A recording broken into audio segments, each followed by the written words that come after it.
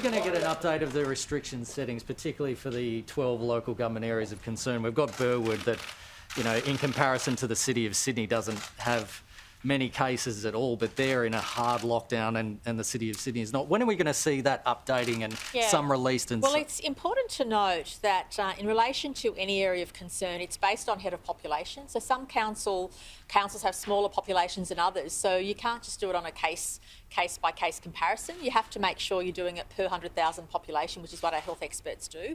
But I will say this, every day we scrutinise everything very, very closely.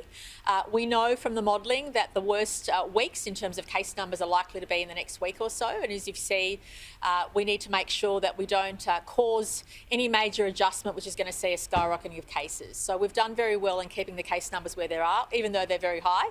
But as I've said, what is really important is keeping our eye focused on the vaccination rate and also how many people end up in ICU.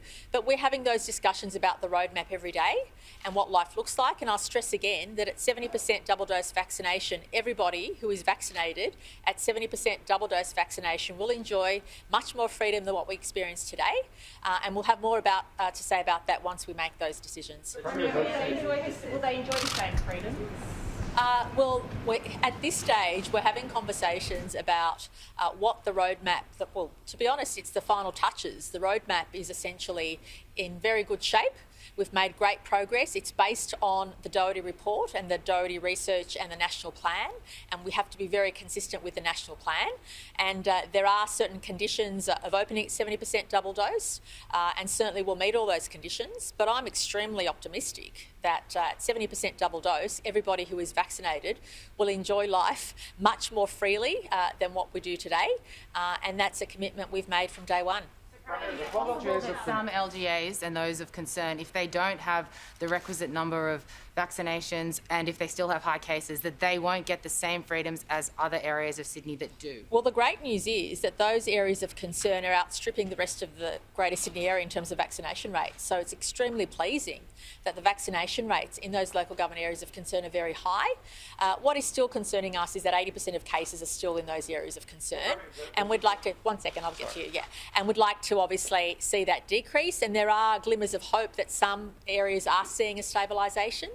And once we know it's safe enough, it doesn't matter where you live in the state, whether you live in Sydney or whether you live in the regions. If there's anything we can do to ease the burden of what everybody's been through, we will do that. It's never been our intention to put more pressure on people than we need to, and that's been our position from day one of the pandemic. Sorry, your question. Yes, the communities from the 12 LGAs of concern have been crying double standards for the past 10 weeks. When do they stop becoming the 12 LGAs of concern? You've thanked them today, you said outstanding vaccinations. We know the virus is all over the state now. When do they just become treated like everybody else? I mean, I experience, as well as our team, the day-to-day distress and trauma of people losing loved ones, of people ending up in hospital very sick for weeks and weeks. And our intention from day one has been to prevent death and to prevent hospitalisation and to support communities in as safe as way as possible. And I'd rather be having this conversation than having a conversation as to why we allowed thousands of people to die and why thousands of people suffered. I'd rather have this conversation than a conversation about consoling thousands and thousands of families who'd lost loved ones. None of this is easy. And I'll be the last person to suggest that. Try being in my shoes for a week. And none of this is easy. But every decision we take is to support our communities, is to protect people's lives and to allow us onto that path of freedom. And I'd much rather be having this conversation than a conversation about why we failed communities and had thousands of people die. But do you feel like the message has gotten through to these communities? I mean, you've been pushing the message in different languages, but you're saying that the numbers are still highest there. Why is that? Well, I'm so heartened that at the beginning of the process, when I spoke to community leaders and when we dealt with very just diverse and distinct communities, there was a lot of hesitation about the vaccine. And now we've seen those communities step up and have the highest rates in the state. I mean, Blacktown's at 88% nearly, a first dose. That is outstanding. We've seen an enormous turnaround, and the vast majority of people appreciate how difficult life is. But the vast majority also appreciate that it keeps their closest ones safe, it keeps their loved ones safe. And again, I'd rather be having this conversation than the alternative conversation, which would be why did we allow thousands of people to die? My job is to protect the community. doesn't always make me popular, but I'm pleased to do it because I shouldn't be in the job if that's not my motivation. And if I felt for a day that we were letting down the community, I would certainly not make decisions in that regard. But our decisions, first and foremost, are to protect life, to keep people out of intensive care, and to protect the community so that when we do open up, the vulnerable are taken care of. And for many of those communities, the vulnerable, obviously, there's challenges in all parts of Sydney, all parts of the bush. So what we're doing now is, given we're at 75% first dose, which is fantastic, I won't sleep until we get over 80% first dose, because then I'll know that we're getting to that 80% double dose, because once you've signed up for the first one, you're going to get the second one. But what we're doing now is looking at those pockets where the vaccination rate for one reason or another is a bit lower, to make sure we boost that. But I just want to stress the point again. Every day, I ask the health team, and you can ask Dr. Chant because I annoy her every day, is there anything we can do to ease the stress on our citizens?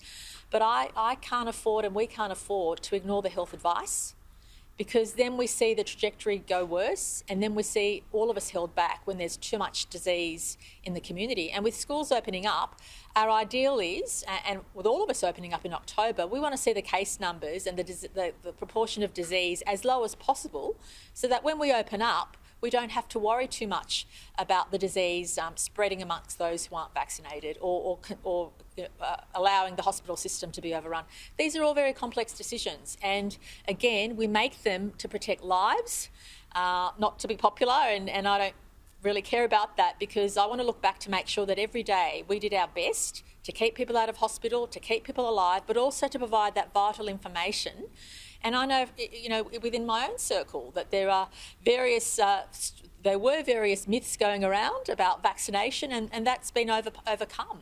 I'm so proud of communities and community leaders who've stepped up and helped us, because if it wasn't for the community leaders helping us, telling us where people were comfortable getting vaccinated, telling us what the challenges were and encouraging people, we wouldn't be in the position we are today. We are weeks ahead of any other state, because we've really worked hard to support the most vulnerable, to support those who may have been given misinformation.